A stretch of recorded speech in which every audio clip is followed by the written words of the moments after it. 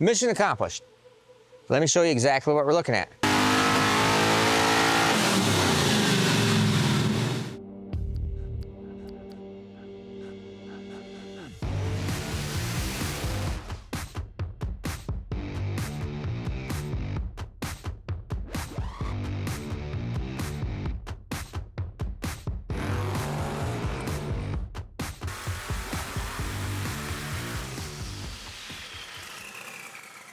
All right, before we get over there and put it on the two-step and do all the testing and show you, the one thing I want to show you, we're now at 3 weeks on SM oil. Now look at it up here on top. Still has that one drip. It has been sitting here for 3 weeks. You can see where, now some of it's coming out, it's draining, but look at that. That's where it wasn't. You can see it is still on the part. Very cool. Now come over here and see the oil that just drained out of the engine. This is some of the oil that drained out of the turbo line, which is the oil pan line. God dang, if it doesn't just make my heart smile, but look at that. Now, this is drove it. The first thing we did was drove it. Oh, that was poked right in my eye.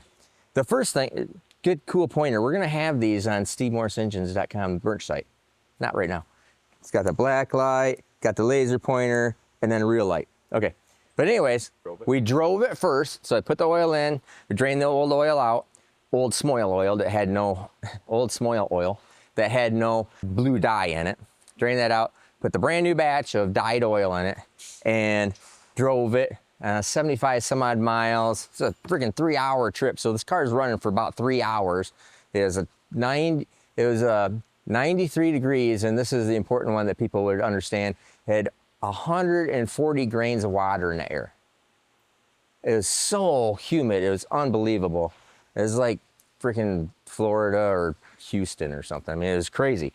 But anyways, super humid, drove it all that time, came back, and then I made one aborted pass where it blew that transmission seal had a problem, something's going on there. And then one full pass on methanol, and then piddle jerking around, driving around, which usually contaminates the crud out of the oil. But just look at that. That is so darn nice.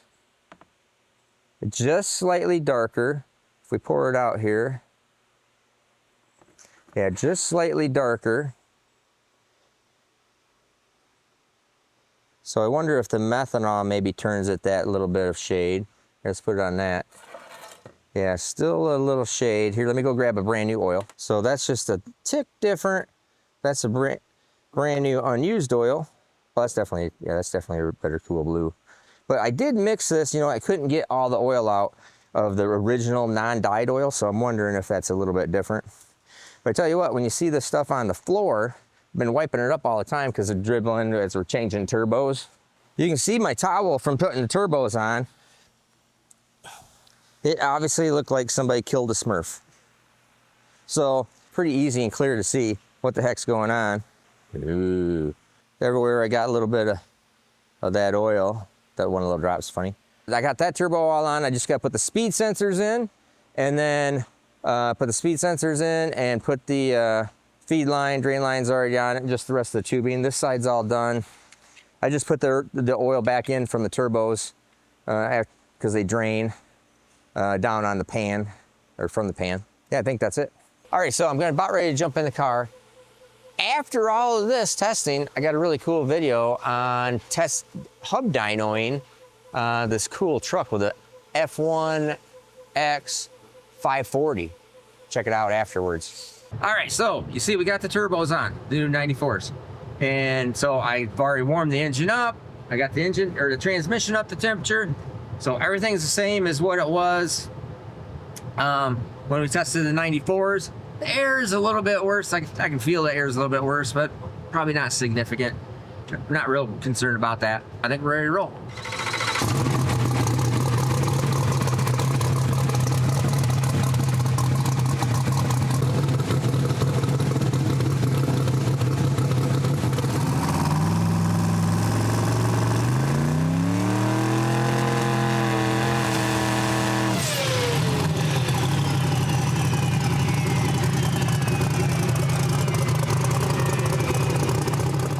So, just heard it, sounded pretty good, sounded nice. Keep in mind, remember, the E-gates are opening. I'll show you where the E-gates open, how they open up, what that's doing.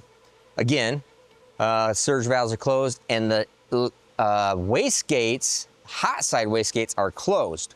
Only thing that controls the boost at on the two-step is the compressor side E-gates. Alrighty, so mission accomplished. Let me show you exactly what we're looking at. First thing we'll look at is I've made these lines. So the blue line is boost from the 94s. The red line is boost from the from the 104s. Now, the 104s made boost reached my target boost at 3.257 seconds. And the 94s right here, because I know because when the two-step turns on means that it met target. So that's what the blue vertical line is the target right there. It will change colors. See how that's now changing colors? That is the target. So as soon as that hits that target, I've taken that time from 0 time, which is my wide open throttle time. So same RPM, same time, same temperatures, everything. So this thing was 2.9 to 3 point what? 3.2. 3.2. Yeah, it doesn't sound like much, but it does make a difference. It's a 0.3 of a second faster to spool up time. All right, so that's cool. That's one thing that I really wanted to do. It is quicker, and I'm sure that this thing is not going to go down into surge. Now, let me show you the wastegate position, or I'm sorry, the E-gate position. Okay, so here's the E-gate. So it meets the target, and it automatically drops engine RPM, opens up the E-gates, and E-gates are then sitting there monitoring and trying to make sure that the turbos don't go into surge or anything funny. But what they're really doing is they are actually keeping the turbos at a higher speed. And now we'll look at the positions on there. So you see everything is later, slower on the 104, so it's quicker, comes up. It just came up on it really fast. That's all good. So we are at full boost, you know, at just a tick under 3 seconds, which is fantastic. I mean, that's really good. All right, so that's what the E-gates do. Remember, our wastegate is completely shut. It is not controlling any kind of boost on the hot side wastegate. This is only the cold side. All right, now, so we see that, we see there. The other thing, so our turbo speed, and I just talked to Bullseye about it. Our turbo speed, you can see here at when it meets target. Let me get rid of some of this stuff. Our turbo speed right here when we meet target is 47,000 on the 104s. Now it says 91 and 98, but those numbers are not right. I talked to Bullseye about it, and I got to go through my sensors and make sure they're in a proper spot. But what's going on there is, he says, it's picking up the splitter, so it's actually picking up 12 instead of 6. It's twice as fast. So if it's reading 12 when it thinks it's reading 6, it's twice as fast. So I'm going to split the difference there and say it's 95,000. So at 95,000, 47.5. All the same? That's the same. Wonder why that is. I would have thought it would take a little more speed to make the same amount of boost because it's smaller. I don't think so. Well, it is less rotating mass, but I don't think that matters. I'm just thinking of boost to boost. Yeah, 47 on the 104s and 47, maybe 48. Maybe I'm overthinking that. Maybe it wouldn't be a ton different wheel speed, but either way, I don't know. I really got to think about that. Now it's got me thinking as I just did that. Leave your comment. Tell me what you think it is. That's an interesting deal. Anyways, that's it for this special Friday edition Friday, the 22nd of August edition of, because I didn't get this all done last night because I had to go. I really appreciate all of you guys. We're gonna have a really cool tech answer question and answer. There we go. Question and answer forum on Tuesday's video. So leave your comments and we'll take them over the last couple days here and see what we got. So remember, like, subscribe, go ahead and leave a comment. Remember, hit the like button because I'm trying to figure out if does that really matter or not. So hit the like button. Don't hit the unlike button. Hit the like button. Make sure you're subscribed and appreciate all of you guys. All right, before you check out though, remember, we're doing this hub dyno on this cool truck. This is Derek Rose's truck. Now, Derek brought this truck over, or not the truck, never seen a truck before. This is a 85 Chevy truck, something you don't see all the time, especially with purple and yellow flames on it. It's pretty cool. Old school, man. And this has 540 with an F1X on gasoline, Holley Dominator. He brought it to us an engine dyno a long time ago, and I think he said that it, I can't remember exactly what happened, but I don't think we ever finished it, or we did finish it, but we had a dyno failure, something broke in the dyno, and we couldn't totally finish the job. That's what I think it was. Yeah, something with the speed sensor. Yeah, something with the speed sensor, yeah. So we couldn't end up finishing the entire job. So he's had it in the truck, and so the street, he says, driving down, or going down track, runs like a mother trucker. Driving around the streets, it follows out plugs all the time. Sent it to a couple other shops to try to figure out what's going on with that. Cody dropping wrenches over there, handy. Anyways, he's had it at a couple other shops, couldn't get it fixed, so Kyle's gonna take over on tuning. Kyle already looked at the tune and said, there's a bunch of funny stuff in there, or some funny stuff in there. Mm-hmm. And so he's gonna start working on the tune-up on this thing. So, why don't you show him a couple of little things on what you saw and what you changed, especially on that goldarn learn function and why we don't use it. Can do.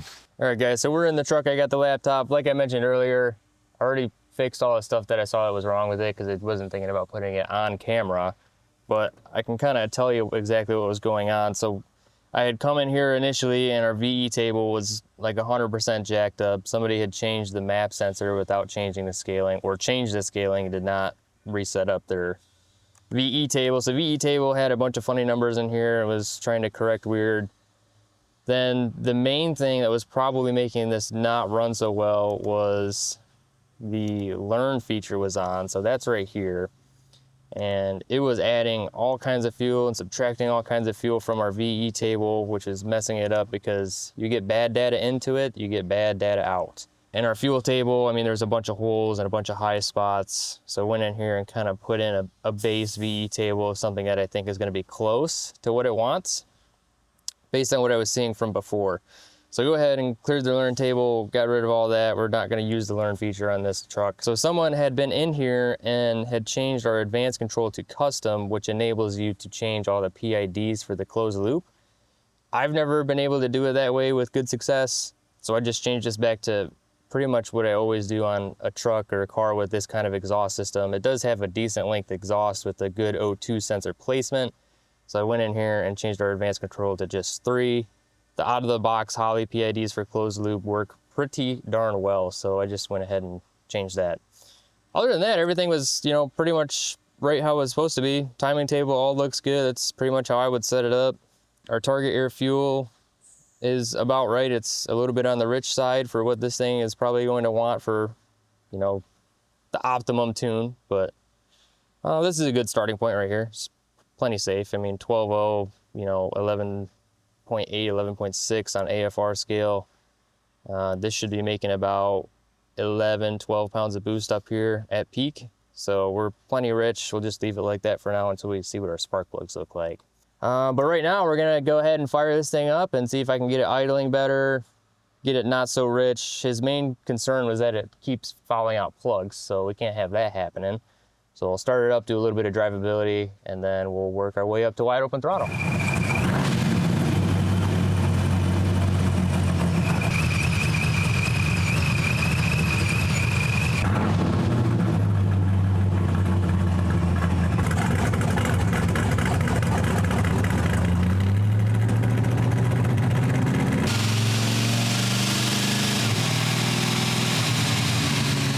All right, guys, so we ran it through the gears, did a little bit of drivability tune-up on it. I got it pretty darn close to where it needs to be for straight driving. So I ran it through the gears up to high gear, put it at like 3,000, 3,200 RPM, somewhere in there, and we figured out what mile an hour we need to start our sweep at. So now we've got that set up, we can go ahead and make a pull.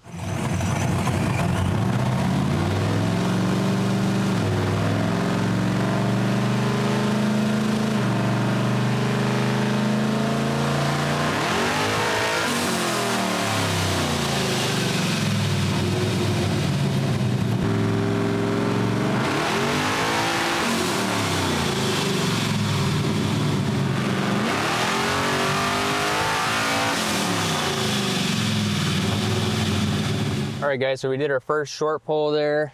Everything's looking pretty good. My VE table that I had created for this thing, so my fuel map is looking pretty darn close like I figured it would.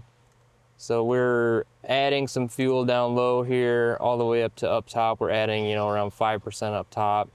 So I'll overlay that and make the according changes, and we'll be on our way. As soon as we get the dyno making a longer sweep and we can get a good accurate horsepower number on it, then we'll know what direction we need to go as far as timing.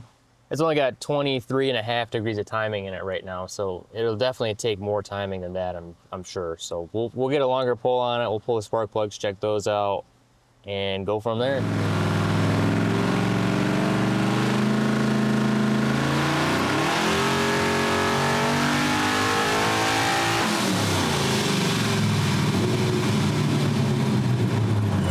All right, guys, we got our first long-ish high gear pull here, and we're looking pretty darn good. I made a couple of fuel adjustments to our fuel map, and we're only correcting plus or minus 5%. So we're adding 5% down here, you know, around peak torque-ish area, and then we're subtracting 5% up here more towards peak horsepower.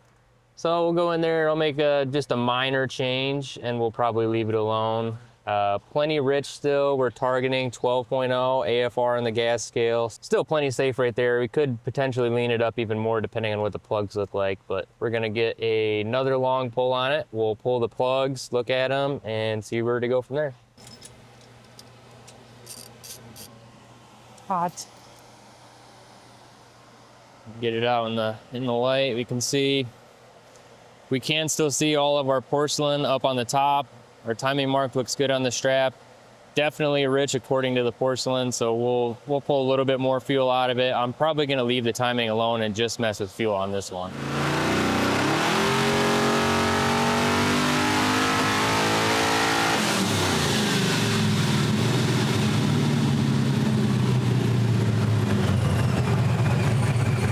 We've got our final pull, we think, here going on it. So it made 11 what? 57. 1157, so that's pretty darn good for what this thing is. We had engine dynoed this particular engine at 1450, so if we take like 20% from that, it's got, you know, probably a little bit less than 20% in order to make 1150, but it's pretty good. I think that's where it's gonna end up. So our fuel curve is looking good.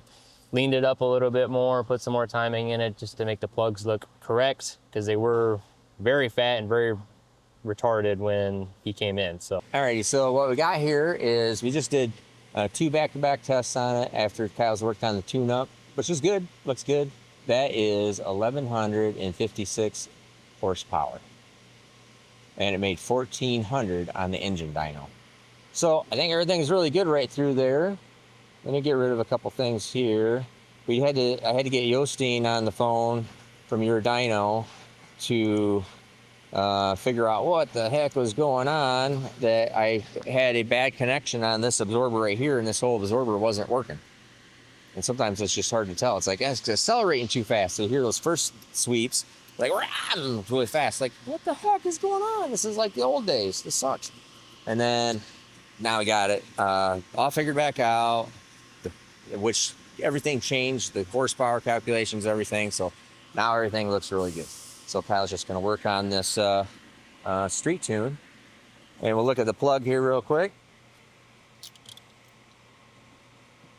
Oh yeah, there you go. It's still actually a tick rich, but it's at least cleaned up. Did you look at this plug, Derek? Jarrett. Jarrett? Jarrett. Darn it. I've been calling you Derek and it's Jared. Messed up his name. I did. I'm sorry. D-Rose basketball player. I was. You've been looking at that? All right. It's getting better for sure. Yeah, that's better. If we can get it looking even close to that driving, that'd be great. Yeah. Right? Now, every single time we talk about this, people leave me comments and say, you should do a video on reading plugs. I've done 25 videos. Maybe not 25, but I've done a lot of videos on how to read plugs. So I'll see if Nate can actually figure one or find one. Hunt around on there. I know there's a direct one. It might be in the Steve Tech section on reading plugs. It is on the Steve Tech section.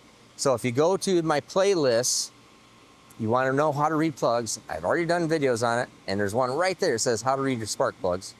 Go there, my playlist, read spark plugs. So, all done, and everything's all good. You guys, Kyle went out with test ride with you? Yep. Whole deal? Went on about a 10-ish minute drive, just out and back basically. Yeah. Acted perfect, drove really well. Everything's all good? Yeah, it's running better than it ever has. Run better than it ever has. It's all good. What's your recommendation? Go to somebody else? Steve Morris. He's the man. Kyle Morris. Got him. All right, cool. Thanks, buddy. Appreciate it. I'm glad it's all working better for you and it's all done. So it's all good. Thank you. All right, cool. All right. And remember, like, subscribe, all that good stuff. Have a good day.